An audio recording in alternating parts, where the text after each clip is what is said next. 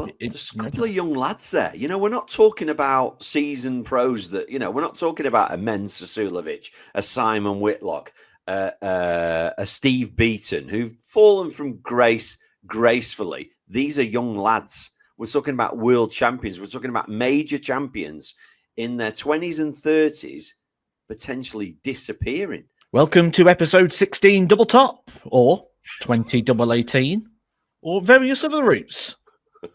Or 6 bull, whatever you want. Anyway, it's 56, Matt.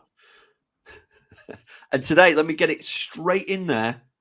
You might be able to see something behind me. Today's an exciting podcast. For our video viewers, I'm going to be showing you some products coming very soon, some exciting stuff. And for our audio listeners, I'm going to describe what they are, give you an idea of price. So today is a big episode. And what we say every time, if you're a podcast listener, you get to hear about stuff before everybody else. So we'll talk about that later on.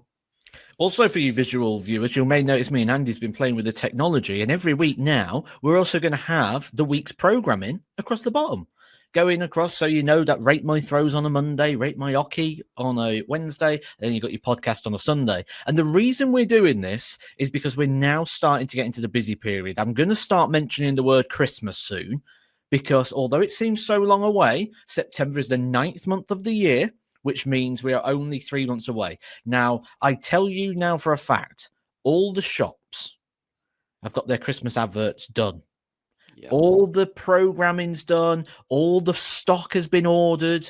They're picking and packing in warehouses now for their Christmas runs. It starts now. And we have to do the same as well. Our Christmas run is beginning now, which means a lot of the content we are going to be putting out is already either thought of or shot, edited, and produced already. So we will be letting you know what is to come here on the podcast as well, on the ticker on the bottom. We'll hopefully be able to give you a couple of weeks in advance because, like we say, we give you it first. And there's a lot of interesting coaching stuff. There's a lot of interesting sort of developmental stuff, lots of stuff on offer, as well as lots of entertainment. And on my whiteboard right here is about 61. I say about 61. I know it's 61 because it says it at the top. 61 episodes that we are filming with Mission Players, along with 2 live streams that will be coming your way in October. Yeah, so we're going to tell you more about that as we get nearer to that. And yeah, what that means is Matt and I are going to be spending an awful long amount of time together. So if you see us a little bit grumpy on the podcast one week, you know why. It's because we've been spending that much time together. So there's so much to do. I've had my summer holiday. I'm refreshed and ready to go and ready for the busy period. You never have a holiday, so it's just the same for you. Same old Matt, 7 days a week. But Matt, honestly, I've got pages and papers and things to show. This episode should be called Stacked because there's that much in it. We don't often talk about darts straight away, but I want to talk about the Flanders because a certain person has won again. And you know what that means. Did you see his prize? I didn't see his prize. No, what did he win? So he got 30 grand. Okay. A trophy that looks like it was made out of a baby bell, and what looked to be a hamper of biscuits. Okay. It's like, I'm sure he thought that was great. Oh, yeah. So Mr. Littler's won again, and so it still stands what we said, although we did say the majors, and the Flanders isn't a major, but he did win again. He's pretty special, that guy. And you know what? I thought he was getting beat. He didn't have the darts in the deciding leg and still found a way to win in 11 darts. I mean, he's just the guy's special. But if we're talking about the Flanders, a couple of little rants from Andy, which I want you to reply to. You've got to give me a reason why people are doing this because it's driving me mad. They go treble 19 and it's blocked. So they go down to the treble 19 and then go back up to the treble 20, even though it's blocked. That's why they've gone down in the first place. It's like, it's blowing my mind. What are you doing? You've blocked it. You've gone down and then you've gone back up again. Okay. Give me a reason, Matt, will you? I can, because I do this as well. I do. Oh, no. So this is the perfect question if you can ask someone who's done it. So the reason is, if you blocked it, but you kind of need to use it, you need to move. So you throw out the 19s and then move the hockey position, where if you move and you don't get it and you've got to switch, you've got to go back to the original hockey position. So it allows you to throw from the same position that you normally do. So you go 20, oh, that's blocked, 19s. Now I'll move from my last start. Otherwise, you throw, you move, you miss. Right, now I've got to go down. So I'm going to go back to my. So it just stops that sort of hockey movement. That's a reasonable. I like that. I'm okay with that. I'm talking about people that don't move. So they literally throw at the treble 20. Oh, that's blocked. I'll go down to 19s and they go back to 20s from the same place. And funnily enough, they can't hit it. No so idea. That's been driving me a bit mad. I'm sure people have seen that. Michael Smith, is it over? I mean, is his career over? He was awful. Is he out the 32 in the next 12 months? I mean, what on earth? We've got a lot of change. I don't think it's just Michael Smith, Dimitri Vandenberg, Peter Wright, Joe Cullen. I think they're 4 people that'll be outside the top 32 in no time. But there's a couple of young lads there. You know, we're not talking about seasoned pros that, you know, we're not talking about a Men Sasulovic, a Simon Whitlock, a Steve Beaton, who've fallen from grace gracefully. These are young lads. We're talking about world champions. We're talking about major champions in their 20s and 30s potentially disappearing. And Michael Smith's the one for me. Here's the thing, though. We're not replacing them quality for quality. We're replacing them, I feel, quality for volume. Right? Okay, explain. And I think what we're doing here is we're showing replaceability. But when I say replacing for volume, let's go from the top and work down. Right. So if we're going to substitute someone out, we're going to substitute someone else into that role. And by that role, I mean their position within the sport. So Michael Van Gerwen, as the top player, replaced Luke Littler. Like for like swap. Brilliant. We've got that trade of quality at the top. So Michael Smith, someone who's a title contender, always a danger, big averages, a lot of respect for amongst his peers. Who replaces him in the eyes of the sport in that role for role substitute? I don't know. Okay. Dimitri Vandenberg, somebody who not too long ago won the UK Open, multiple major winner, always a threat. Who comes into that position? Maybe Mike De Decker? But again, fellow Belgium. Maybe Joe Cullen, someone who qualifies for all the events, will have a run to a semi-final every now and then. Always a danger. Who's that guy? Yeah, I see what you're saying, because the players coming in to those positions, your Ross Smiths, the volume, etc. Yeah, it's not the same, is it? And look outside the top 32. So if we're going to lose those players in the top, so let's say we lose those 4 players out the top 32. Name me 4 players outside the top 32 and replace them with the same level of threat that they pose to titles. No, there isn't anybody, is there? There isn't anybody. I mean, I'll pull it up quickly now. We're literally just looking at volume, which means to me, whoever comes in, so outside the top 32 at the moment, the nearest contenders, Ratajski, Menzies, Barneveld, who's going the wrong direction, Scott Williams, Brendan Dolan, Martin Lutman, Vessel Nyman. Maybe, yeah. Clements, Dotes, Rids, Mansell, maybe. Zonneveld, Rasmus. See what I mean? So yeah, there's nobody there that apart from Vessel, there's nobody there that's climbing fast, looking like capable of anything, is there? Or there's holding that position. They'll go in and then they'll come out and be swapped by someone else. And I think we're going to go through a period here where positions 24 to 32 are going to be so interchangeable, especially now that the World Championship goes to position 40, not position 32. I think we're just going to have a complete turnaround of top 32 players now for a while, where it's like, oh, this week it's Luke Woodhouse. Oh, this week it's Maraz Razma. Oh, this week it's this person. I don't think we've got someone who goes in there and sustains a 10-year place in the top 32. That's fair. Yeah, it's fair. You, like you say, it's interesting, isn't it? Because it's almost like, maybe we're sort of 3 or 4 years before it changes again, because there's no question there's more people taking up the sport. There's no question there's more availability to play in tournaments and get better and come into the game. There's more opportunities now. but those players might not come through for a few years. Do you know what I mean? And also, if you think about it, we had the COVID years, what now, 3-4 years ago. So there was nothing going on then. So that anybody coming through then hasn't really come through now. So I think you're right. I don't see any, if you're sort of saying, right, who's the next player that breaks into the top 6 in the world? I've no idea. It's probably whoever's 7th or 8th now, and he just has a good run. I think has Wade gone back in the top 6 or something? I think Wade's in the top 5, 6. I think he is now. Yeah. So it's almost like, oh, all right, then he's had he was looking like going the other way, and now he's had a bit of a run, and there he is again. Clayton did the same. Clayton was dropping, and now has jumped up again. So it's a good point, that. It's a good point that we might not see any big changes in the top 10 in the world for the next 2 or 3 years. We might not, and let's hope we're surprised and we do. One last thing about the Flanders, and this is an equipment thing. So Wade, playing as well as he is, had 2 Robin Hoods in the same leg. You probably didn't see it, but he's still using springs on his stems. And I'm like, is it 1970? Like, nobody does that anymore.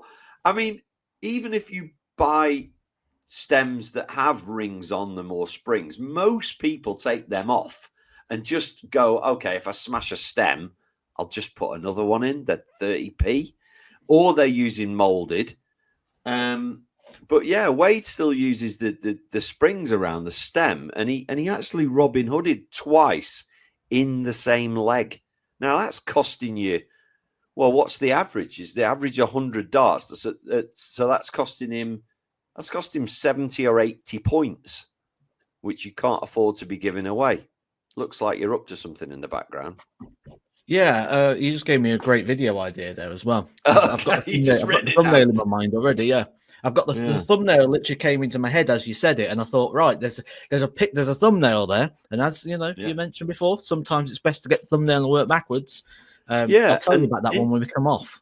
So I'll ask you about that. But weirdly, we got an email about a very similar thing, and it's a question, so you can answer the question. This is from Sam Mosley, who says, I recently had a situation during a bull-up.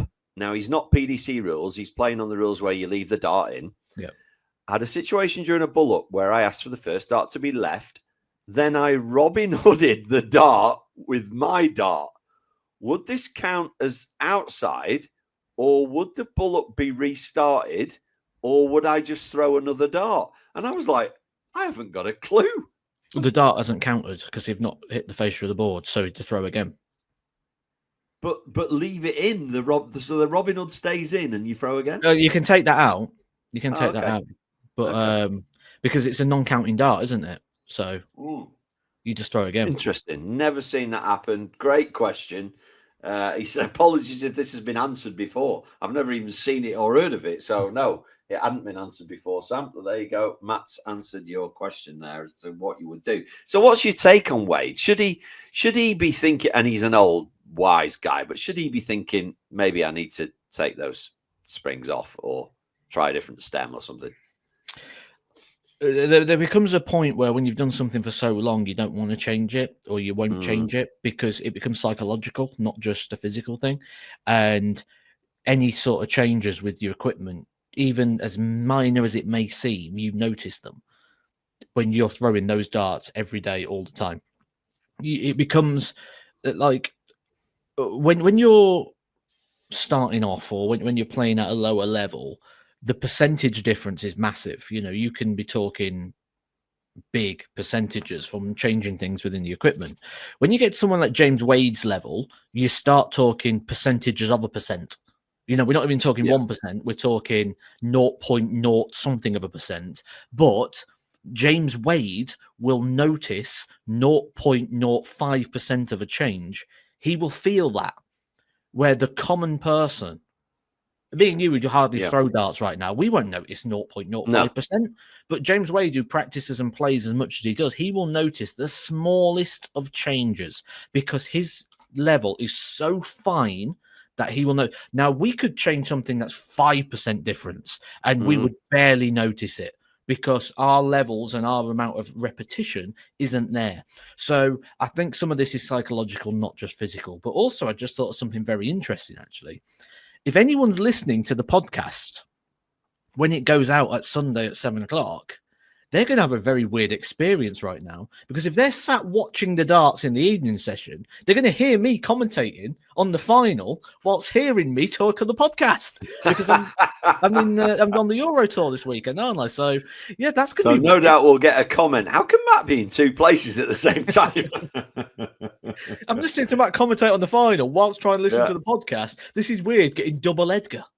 Yeah, double Edgar Sunday night. Because I am doing the final. I am covering the final. Excellent. It just made me think of something else as well.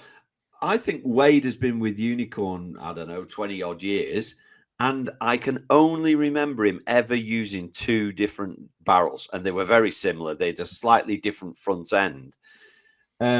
So you're right. He doesn't want to. He's used that for so long. Standard flights, short stems. He doesn't want to change because it feels so comfortable. Can we think of a player that never changed his dart in his entire career? Now, obviously, we could go back to Leighton Rees or something, but there wasn't the ready. Do you know of anybody in the modern game that's never changed, never tinkered? I think there's a lot that's not changed. And when I say not changed, I mean what we know has not changed. Because what the eye sees isn't exactly what is in the hand, shall we say. Where, for example, you may get a dart that looks different, but it's the same dart. It's been redressed, it's been regripped, it's been recolored, but the size of it, the balance point, all the fundamentals of the dart are exactly the same, but it's been redressed. I think there's a lot of people that have done that. Where I don't recall Humphreys using anything other than what he's using. But that's still a new dart. It's just been redressed. Yeah. All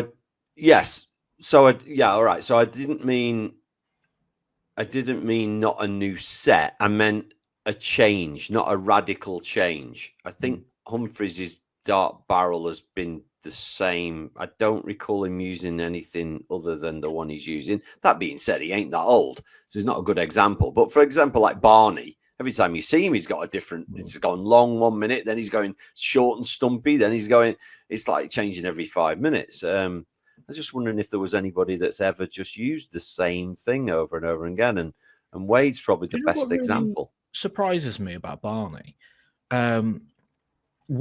I certainly believe that the best system for him is the slim system. And there was once, a few years ago, I was testing out a system. It was like a stem where it was just like a stick, and you put the flight on top, like a molded flight on top, and it locks. Yeah. Cosmo system. Yeah. Yes, I think it was that one. Yeah. And I was stood behind Barney on a practice board, and he saw them, and he went, "Do you mind if I have a throw with the darts?" And he was having a throw, and he's thrown about 7 or 8 throws. And as he's doing it, he's just chatting, going, "Oh yeah, love the system. Oh, these go so well." He hit 3 180s, and he must have had about, like, say, 7 throws maximum. He didn't have long. And I'm just like, why don't you throw with these more regular? He goes, "Yeah, well, when I get into a game, I just I don't have the confidence in them." But yet he always says, and like, it's like, what? How can you not have the confidence in something that's working so well? I've never seen it like it. In fact, actually, which brings me to another interesting topic: players playing with other people's darts. Peter Wright and Gerwin Price, I have never seen anything like it. Them two playing with Ryan Searle's darts. Oh my! Why do they not play with Ryan Searle's darts? Really? Gerwin Price, we was in Sheffield doing an exhibition, and he must have had Ryan's darts for about 10 minutes. And I swear to God, this is not an exaggeration. I never seen anything lower than a 140. Every throw. 140, 180, 140, 180, 180, 180, constantly. And Ryan's like, "Can I have my darts back? Like, I've got to play you. You're not playing me with them." Like, and me and Ryan were just stood there with our jaws on the floor, like, what is this? And Peter Wright's the same. Gets Ryan Searle's darts. Fantastic. How bizarre. And yet, Peter Wright really has had more darts than anybody else in the world, but I've never seen him using ones like rail sails. And they won't go to the heavy darts. They won't use them. Yeah. But why? Weird. Because I've never seen it like it. But yeah, it's exciting. It's an interesting one. Yeah. It is, yeah. So I think we're 20 minutes in, Matt. I think we've teased from the start. We've teased our regulars. It's time to show some new stuff, Matt. Before you do that, actually, let me just. I've seen some of the comments. I have, yeah. And they love the podcast, as they do. And they've been saying things like, some of the topics that we come up with, we talk about it more than we do darts. This is 20 minutes, and all we've done is talk about darts. And in that period of time, I have not mentioned my darts, even though they are in 21, 23, or 25 grams. And I have not needed to go to the toilet. So someone put in the comments, they went, Matt's talked about needing to go to the toilet more than he's talked about darts in the last 10 weeks. I haven't talked about the fact that I've sliced the end of my finger off. Yeah, I haven't talked about that, but I did that last night. In fact, I'll tell the story very, very quickly. I was showing my daughter how to use a mandolin and how you don't get, if you know what a mandolin is, it's like a slice. You do this and you make slice. We're making crisps from a potato. Showing her that you don't go towards the end, otherwise you'll cut your finger, which is exactly what I did. I couldn't stop it. Could not stop it bleeding. I literally, there was blood all over the house for about half an hour. What a fantastic father you are. Yeah, that is fantastic. Yeah. Not So only did now you tell her the problem, you also scarred her for life with a real life example of why you shouldn't. That is absolutely admirable. How admirable. It gets better, right? So I eventually, the only way I can stop it bleeding, I like wrap tissue around it, then about 4 plasters, but they're not sticking to my hand. So then I wrap sellotape around it to stop it bleeding, right? So I'm like, right, I'm fed up now. I'm having a glass of wine. So I get a bottle of red wine. I put the corkscrew in the top. And as I do, this has never happened to me before, bearing in mind how many bottles of wine I've opened. As I put the corkscrew in, the cork goes straight into the bottle, and wine is like a fountain. It's the ceiling of the kitchen. It's all over the cupboards. I'm like, is this like what's going? Am I being filmed here or something? Honestly, I had to get my daughter in to help me clear up the wine. So then I've got wine on the ceiling. So I get up on the bar stool. I'm cleaning. As I'm cleaning it, I'm pulling the paint off the ceiling. I'm like, oh my God, this is not happening. This is like, what? This has just started from me showing her how to use a mandolin. And now look at the house. Like, stop doing anything before you make things worse. So, yeah. Have you done anything crazy this week? Well, while we're sidebarring, there's a couple of things. First of all, as you know, I've been spending a fortune again on toys and games. But there's a weird one, right? So I saw this. Oh. Audio listener, I'm holding up a big Coca-Cola can, right? Saw this at the car boot, and I thought, I like that. It's actually a seat. Look, you put a cushion on. Is it a stool? Yeah, it's a stool. Cool. But it's like a tin, right? And I saw this, and I thought, right, I'll put that in my office because that's really cool, and I'll use it as a bin. So I put it in the office as a bin. Brilliant, right? Well, I thought, let me do a little bit of research on that, see what it actually is. It's actually a 1994 Coca-Cola seat. It's like 100 quid. I've got the world's most expensive bin. So now I've got 10 for 15 quid I got it for in the end. They wanted 25, I got it for 15. So now I've got the world's most expensive bin in my office. I like it though. So that's one. Do you know what, actually? Let's go with one here. Let's go with one because I think this could be quite interesting. This is where it's going to get a little bit like, then we'll pick it back up again with the equipment. We'll pick it back up with the new equipment. Yeah. Yeah, because this one's a bit of a, maybe a bit of a sad one, maybe, shall we say. Oh, dear. Do you know I've been speaking about people on the phones a lot recently? And do you know what's interesting now? Everyone's on the phone, but everyone's sort of... The idea of the phone was to make everyone connected, and I think it's actually made us more disconnected than ever. Oh, because here's the thing, right? I'm going to challenge people on the podcast, listeners, because this is hopefully a wake-up as well for a lot of people, just to think. Think about a friend anyone of your friends, someone that you think you could really rely on, and just ring them out of the blue. Just phone them. I bet they don't answer. What happens is they pick the phone up and they see the call and they go, "Oh, what does he want? I'll get back to them later." Because right now I'm doing this, that, or the other. And you know what? I think there's a lot of times where people say things and they say things that, or they want to believe things when they're like, my friends are so important, my family's so important to me, all these different things. But then when that phone call comes, who answers it? I bet you now, and I want you to put it in the comments. Please do this challenge. I want to see what the response is.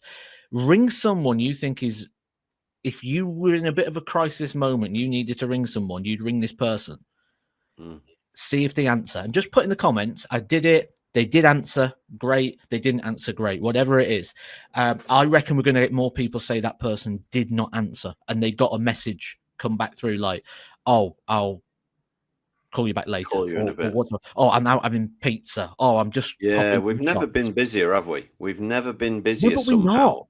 We just prioritize. We just think we are the wrong things, but yet we want to believe we don't, but we do. Like, do you know what? I said to you before about when we went on holiday and we had a phone-free hour with the kids where we're like, because I was with another couple and their kids, and we're like, right, we're all putting our phones away. We're going to play a board game. Had the best bloody time. Even the kids were, oh, it's fantastic. It was such a good laugh and a good time. It was great. And yeah. So I do that. And then, sometimes I'm watching a movie at home and I find myself on my phone. I'm like, what are you doing? How much you're watching a movie? What on earth do you need to be scrolling your phone for? And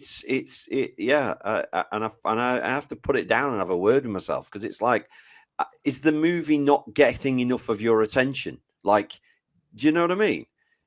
I've done it before where I'm reading a magazine and I'm holding a phone in the other hand, like.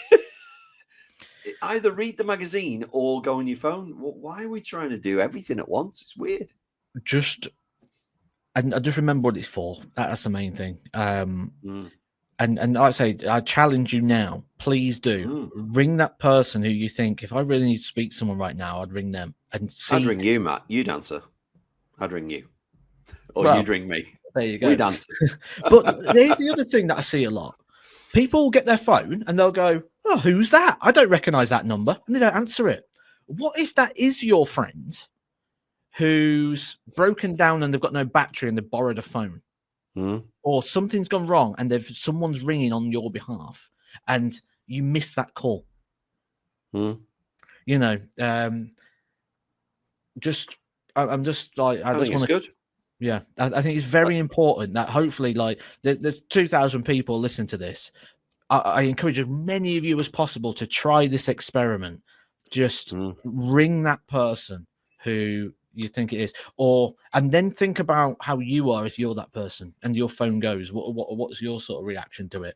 Because I can guarantee a lot of the time right now, it's very much the case of, I'll get back to them later. Oh, I don't want that to disturb. Oh, I'll ring them when I'm driving in later. Oh, I'll do this when I'm doing this. And we put it off, and, you know, what if you miss that one that you don't get the chance to, you know? So good point. Good point. Like it. And on to new products. So, as we know, this is the place to show off new stuff. We've showed off the clothing. We've showed off all sorts of things. I'm going to kick it off with the biggie that everybody wants to know. When is this coming out? You've been talking about it. You've been showing it on the podcast. What's it going to look like? It's the new Mission dartboard. So if I get this one bit, in fact, Matt, can I just put me on full screen for a second, if that's okay? There we go. So Matt's still with us, those video viewers. I'm just going to show this because it's a big box. So you'll see that is the Samurai 4. Right, now I'm going to bring Matt back in because I don't like to be there on my own. So let's bring Matt back in. And I'm going to take it out and show you what it is actually like inside. So this is the board that I've been going on about for probably months now that I've had up at home. we have rebranded the board as the Samurai 4, and it's coming in 2 models, a white and a graphite. So what does that mean? What that means is that the number ring and the spider wire is either white to match, or it is graphite, when the graphite's beautiful as well. My favorite's the white, which is what I'm going to show you now. So here you go. This is the first time, I nearly said the first time on TV. We're not on TV, but this is the first time online that we've shown this. If I can get it out of the box. I could have prepared it and actually got it out earlier, but that would have ruined the experience. So here we go. I mean, oh, people have been asking, does it come with the rotor lock system? Yes, it does. Already. So let's have a look at the back. How beautiful is that? Mission branding on the back. Beautiful. So there's 3 holes that are there ready for the Rotor Pro that comes with it to go in. And here it is. This is a thing of beauty. Right, let me go full screen for 1 sec just to really give everybody a close-up. Here we go. Let's get that as close as I can to the camera. There we go. That is the new Mission Samurai 4, and this is the one with the white numbers and the white spider. Absolutely gorgeous new board from Mission. Now, when is it released? All I'm going to say is it's weeks, not months. So I'm not going to give you an exact date, because right now it is on a boat in the middle of the sea on its way to us. Anything can happen, but it is on its way. Even comes a little installation guide. Look at that little installation guide, how to put all the different bits and bobs on. Yeah, so absolutely phenomenal. Now, here's the key. I can give you the price, because people will be saying, yeah, but how much is it going to be? In my honest opinion, I think this is going to be the best board on the market. I'm going to stick my, because I've been trialing it for months now, and it's going to be £67. So there you go. To be honest, I don't even know what the other leaders in the market prices are, but that sounds like a good number to me. £67. So that is the new Samurai board, Matt. I know you've seen it. In fact, I've got a feeling we sent you one. Did we send you one? I haven't got it yet, no. You haven't got it yet. Right, okay, there's certainly one on its way to you. So that's the first thing. And then the other biggie, let's talk biggies. In fact, let me show you a little one as well. I'm sure you want one of these. Want one of these? Yeah, I'll take one of them. Mission water bottle. Yeah. Why not? It's one of them. Why not? So Mission water bottle in the beautiful Mission blue. And here is one of Matt's favorite, if not most favorite products. It's the Taurus 270 redesigned. Smaller box. Why? Because we have split it into 2, so it now joins at the top, so it can go in a smaller box. We have shaved the inside of it, so you get even more light on the board than you ever did, so it's even brighter. It's now USB, so you can plug it into a USB socket. It doesn't have a mains plug on the end. You can plug it into anything that's USB. It's lighter. It'll obviously go on any dartboard. The clips have changed slightly. It's basically the new and improved version. But here's the biggie. Are you ready? Because we've made it lighter, it's just as strong. Because we've made it 2 pieces rather than one massive piece, it's now under 50 quid. It's under 50 quid, Matt. Who's not going to want one? Like, it's the best light on the market, and it's under 50 quid. It is a no-brainer. If you don't have a dark light, that is going to sell out, by the way. That is going to absolutely sell out. I've seen one up. It is brighter. It's better than the original one, and it's cheaper. Like, who's not going to want one? So, obviously, if you've already got a Taurus 270, you're not going to want to replace it. No, you do. You do. This changes everything. Yeah. I can tell you why. Go for it. First of all, I think everyone's aware. I think I've spoken about this before. I'll speak about it again very briefly. I had competing offers on the table at the end of my Loxley deal. I had 3 brands I could have gone with. three good market leaders, and I chose Mission. And I chose Mission based on the accessories. And I think that's what I said straight away. So I'm coming Yeah, across you the did, yeah. accessories. The accessories are brilliant. The fact that we're making all these different things. And the big thing for me was the light. The Taurus 270. That was one of the big accessories that I really liked. And that was one of the decisions that brought me to Mission. Now, I've not seen this light before. That's the first I've heard of it. I'm thinking of video ideas straight away. But also I'm thinking this changes the game more than you've just sold. And more than maybe even the people that have designed it realize. There's two things to it. One, I have a cable that comes down here and into the socket on my wall. I'd have to cover that up if I want to make it look really fancy. But yeah, that's a bit tricky. The next thing now, this light in two parts means it folds down into a small pack. And this is the thing you've probably not even thought of. This now isn't just the perfect home light. This is now the perfect travel light. I can tell you why. And it's the perfect light, not just for that, but for man caves, for sheds, for conversions, for anywhere. And the reason is that USB connection. Because by having a USB connection, you can get yourself a strong power bank and you can light the light off a power bank, which means you no longer need to be near a plug socket. So you go to a hotel room, you can put your 270 up and plug it into a power bank. Bang, you've got a perfect light. Wow. I could literally never even thought that, yeah. Put a power bank on here now and run it into there so I don't have cables coming through. You could put it up on a beach and put it into a power bank. Bang, you've got a light.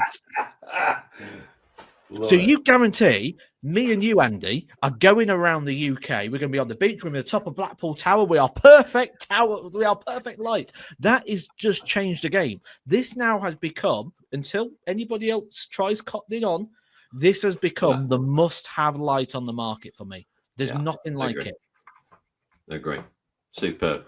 So other new things that I've got on here as well is the packaging is gorgeous on this, by the way. The new Force 90. Let me get that right in the middle of the screen. Force 90 Vortex. Now, what's different about this? Let's take one out and have a look. So I've been showing this for a while now. The colors are absolutely amazing. Let's get that right in. I've probably picked a really bad color to show, but that's the red. And it bends. So it's nice and firm, but it's just got a little bit of flex, or a little bit more flex, shall we say. I've got loads of colors here in front of me. I'm just see if I've got another that might stand out. I've got beautiful orange. Of course, I'm a Blackpool fan, so I'll get the orange. We've got bright yellow. We've got white. So we've got, it's a gorgeous blue. Actually, I'm going to take that one out. And then we got like a sort of bright green. Let me take the blue out. That looks amazing. So obviously coming in loads of colors. All the lengths. These ones are particularly, these are intermediate, MIDI. Look at that. You can even see me through it. That's pretty amazing, isn't it? I'll put it against the white background. There you can see. So I'm sorry for the audio listeners, but I am telling you here, these products are all weeks away, not months. So we got the Force 90 Vortex in, I think it's like 8 colors, 3 lengths, number 2, number 6. Then we've got the Taurus 270, the new and improved one, and the Samurai 4 dartboard. Just some of the products coming soon. I know there's 10 new darts coming out in September. 4 players darts and 6 other. So to say we've just had clothing, to say Mission are launching a lot of new products at the moment is an understatement. So there we go. Exciting times. New products galore. And I can think of a million different videos to make with these, which is always good as well, because you get lots of videos for your new products. Well, yeah, we've already got a list of 1 million, so that's 2 million now. Yeah. I can get back to some questions as well. In fact, let me just give because sometimes we get questions, and sometimes we just get really interesting statements that people are making. Can I make a statement? Oh, yeah. I have started having little practice sessions now ready for the Super Series. And I can say early signs are good. Early reports are good. Please don't get injured playing football. Or doing something else.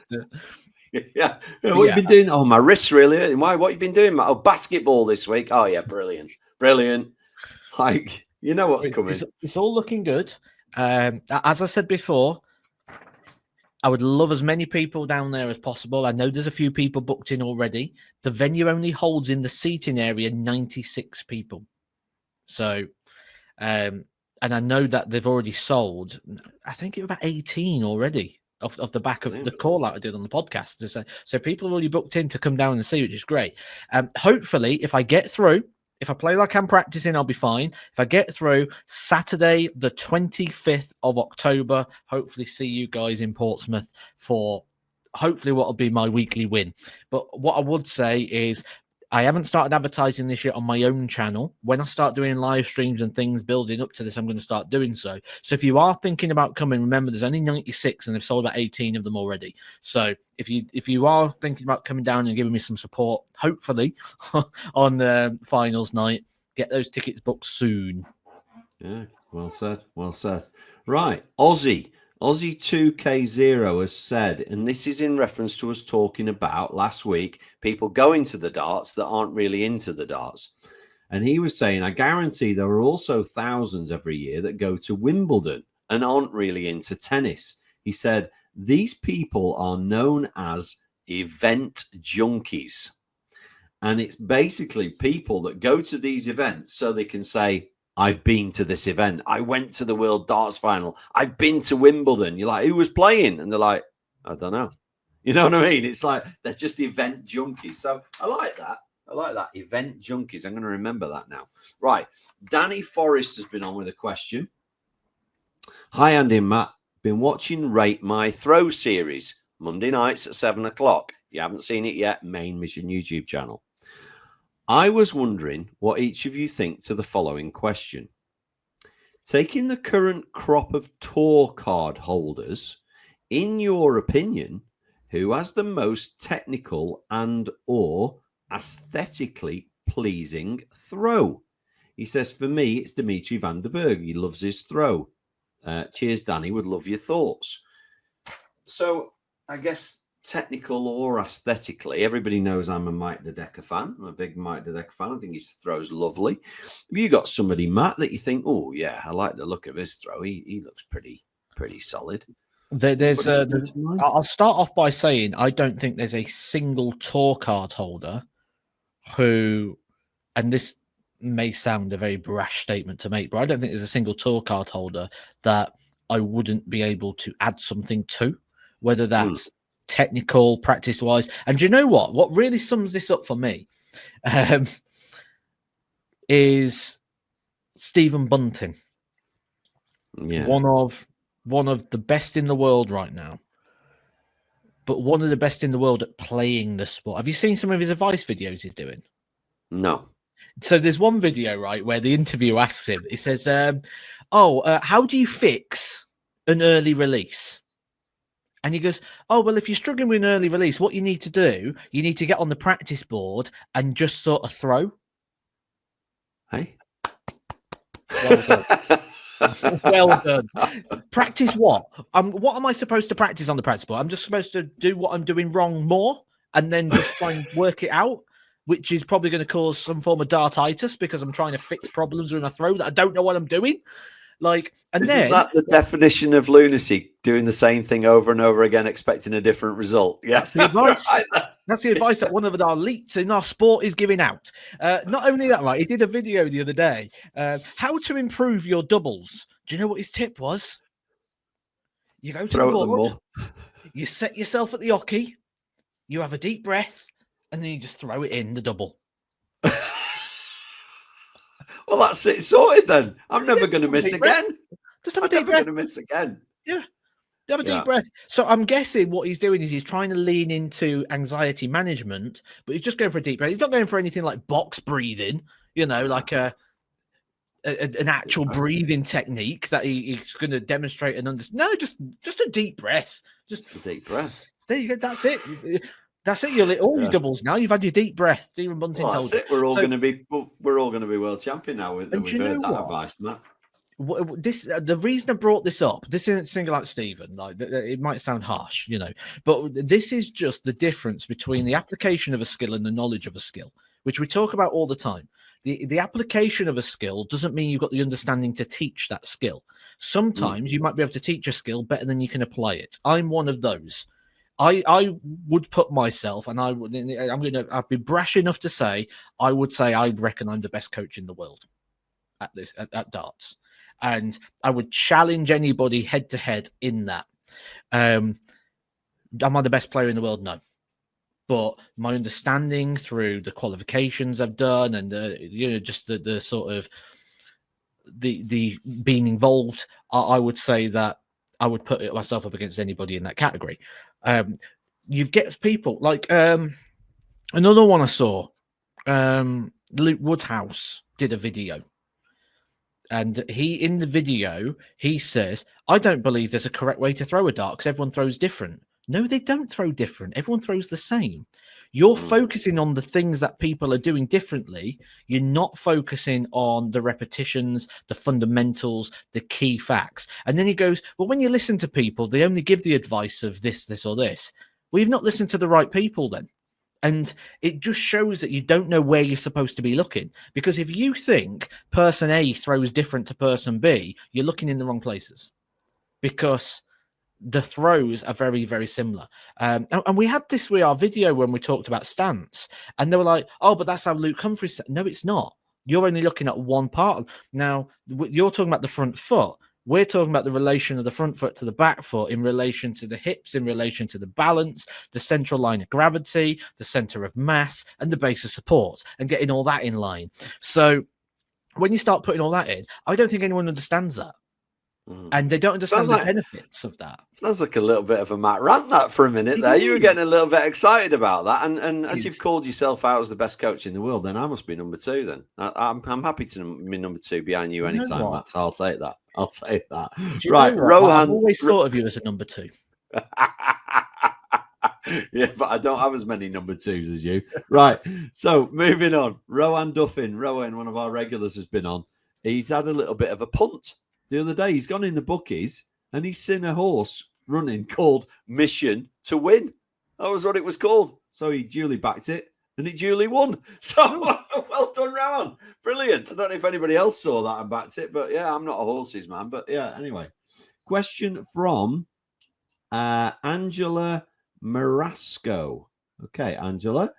I was watching Formula One the other day and I got to thinking, should there be a table for darts player sponsors as there are with Formula One? So Formula One, they have, is it called the Constructors Championship? Like it's Ferrari against McLaren again. So should there be a table such as Mission, Target, Windmill, Red Dragon? So if your player wins a major, you get so many points. And at the end of the season, the sponsor with the most points gets a trophy. It would show which sponsor has got the best performing players for that year. Now, I sort of instantly read this, and the first thing I thought was, well, it's probably just comes down to who's got the most money in darts as to who's got the most players. And it's not really fair. Mission's a 5-year-old company. Some of these that you've named are 30-year-old companies. So, of course, they're going to have built up a... but then again, I did think it's quite interesting. Maybe you could...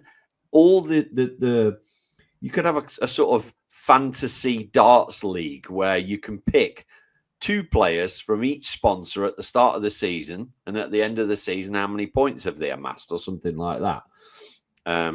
But I don't think it would work currently. Do you, Matt? No, I think it's. I think you summarised it there in fantasy. It's very fantasy football. It's very make believe. I don't think it'd ever really carry any weight or like any real interest. I don't think it'd ever really be valuable for people to chase. And like you say, a lot of it comes down to who's got the deepest pockets, essentially. That's all it'll be. And I don't think it'd be worth putting into, like it's different, when you've got these sort of player interactions or team-based things, football is a reason to. You win the Premier League, get the Champions League, the money, the riches, everything that comes with it. It won't add anything. It won't change anything. You won't get anything for it other than a bit of bragging rights. And whatever company you are, if you want a bit of bragging rights, you'll find something you're the best at. You'll always find something you're the best at, and you flag that and you sell that. Like, we should be waving the flag about the Taurus 270. Certainly with those adaptions, we've got the best light in the business. Does it mean we've got every product best in the world? Absolutely not. Yeah. But So maybe within our industry, should there be a brand of the year at the end of the year? Who's brought out the most innovative products? Whose players have done better? Who's going to award that? Yeah, well, it'd have to be somebody independent, wouldn't it? Which would be tricky, I guess. But and I then get. How does that have weight to it? Like, I'm going to say something quite controversial here. I'm going to go back to coaching. We've got qualifications now, haven't we, with the PDPA for darts coaching qualification. Now, again, yes, you got coaching qualifications, but why is a players' union really going to accredit you to? I've got a degree in sports science. Do I need a players' union to credit me? No, Matt. And I've been coaching now for 15 years, and I've hundreds and hundreds of comments from people saying how much it's improved the game. I ain't going to go and get one either. Do you know? It's almost saying, oh, if I go and get this, I'm going to become a fantastic coach. It's almost like saying, well, if I get maths O level, I'll be a maths teacher. No, that's not what it is. So I'm not. I can't say I'm a big fan of that. If this was the PDC, not the PDC, if the PDC, different conversation. They are a industry leader, but still not the governing body of the sport. So it's still questionable because it's privately owned. What makes you qualified to think you can manage players? What makes you? Oh, I'm a darts manager. Are you? Okay. Why? You know what? Oh, well, because I book his train tickets for him and his flights and his. Oh, right. Okay. I've always got. I was approached, as I'm sure you were on many occasions. You were there a lot longer than me, by people. Oh, I'll manage you. Well, what are you going to do? Are you going to bring in a sports psychologist or a nutritionist? No, I'm just going to book your train tickets and your flights, mate. It's okay. I can do that myself. Thanks. What? Are you going to take a 30% cut for that? 50 in most cases. Well, yeah. So I was approached a lot, as you can imagine, and my response was always, "Come back to me with a proposal of the things that you're going to do that I can't. Come back to me with a list of contacts that you've got that I don't have." When they go, "Oh, we can get you these sponsorship deals." Yeah, I can get those. I've got that guy's number in my phone. I'll give him a ring and I'll work out a deal. So it's a case of come back to me with what you can do that I can't. And do you know what? The conversation never really evolved from that point. Yeah. No, I think they're kind of there for the people that aren't capable of doing all that stuff. But anyway, I got one last one from Mr. Colts 99, who said, "Great pod, guys.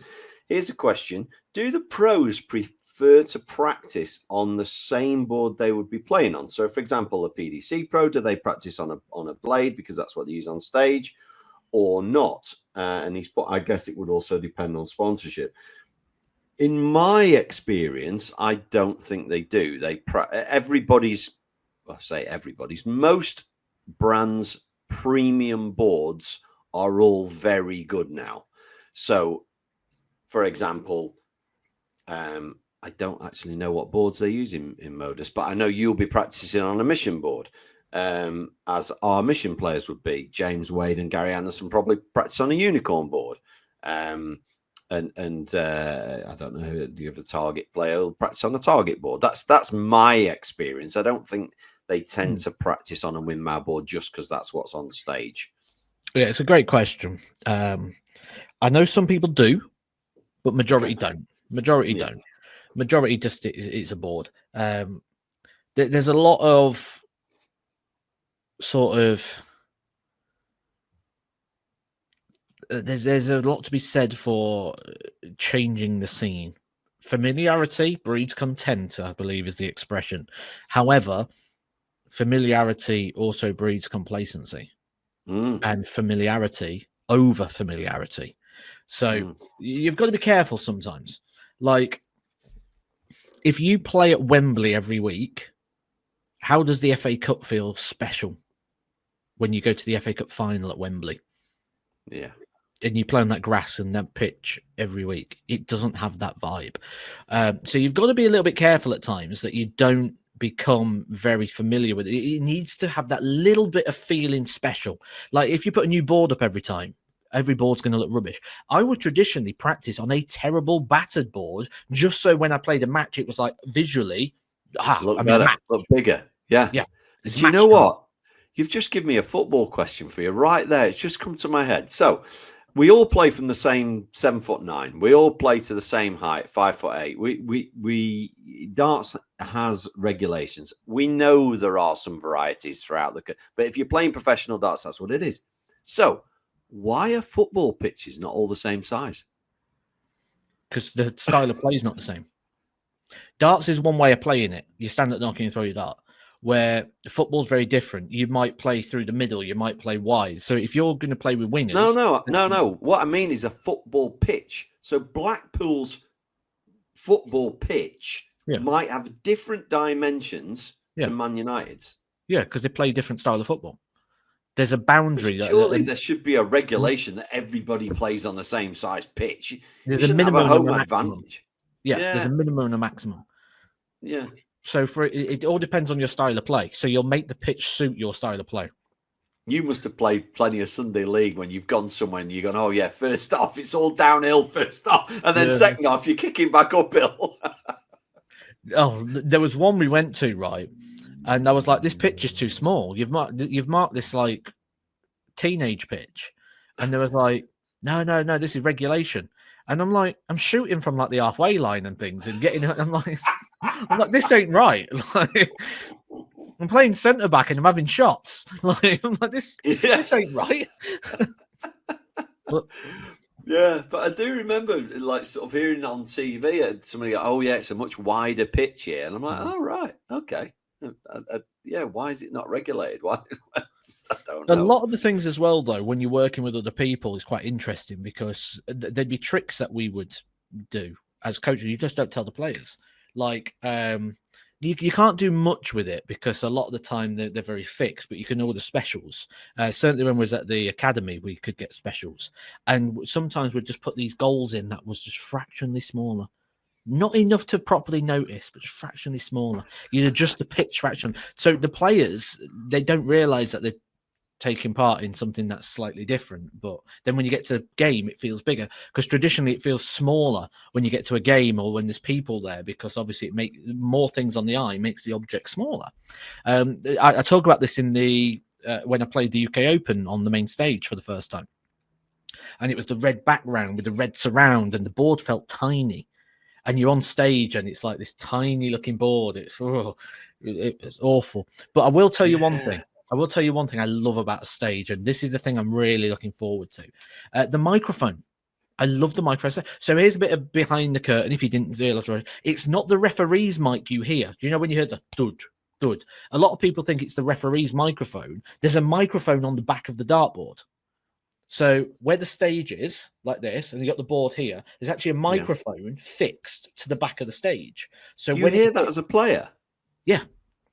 Ah, okay. I love it.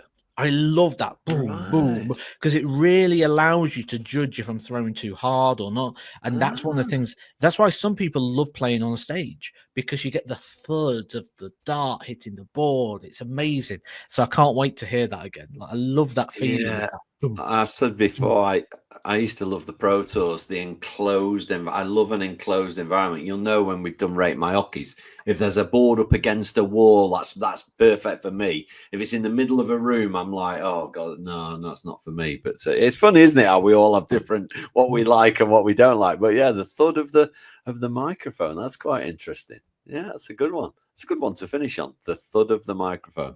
Guys, please make sure you're subscribed. Please make sure you're following us.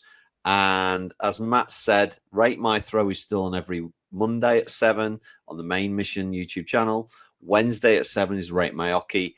And you're going to want to be subscribed for the content that's coming up when Rate My Hockey finishes, because Matt and I have done some educational stuff. It's not just all entertainment. We've done some stuff that I know you guys really buy into. So make sure you've checked us out on there. Have you got anything else for us today, Matt? Rate Or My have we Throw had Series 1 is coming to an end. We did a very short one, I think 6 episodes. We're on episode 6, I think, this week. So this week's one that's coming up, I think it's the last one of this series. It is. I need some more. So yeah, we'll call out now for more people that want to get involved. This second series will be filmed in October, and we will be releasing these across the festive period. So from the middle of November through December and January, about 10 weeks. So we need about 20 people to send in. So just explain to Matt again what they need to send. It's side on and front on? Side on and front on, yeah. So I think I've still got the photo here. Oh, perfect. Well done, mate. Yeah. So that's what we need. We need 2 videos from you, front on and side on. Full body. Full body. And send those to YouTube at missiondarts.com. The best thing you can do is put them into like a Google Docs or something like that and just send me the link. But yeah, YouTube at missiondarts.com. If you want your throw rating on YouTube, send those off to us and you could be featured in series 2. We will catch you next week, where I'll be able to give you a bit of insight from the European tour, because I'm off to Prague in a couple of days. Fantastic. Thanks for that, Matt. We'll see you all next week.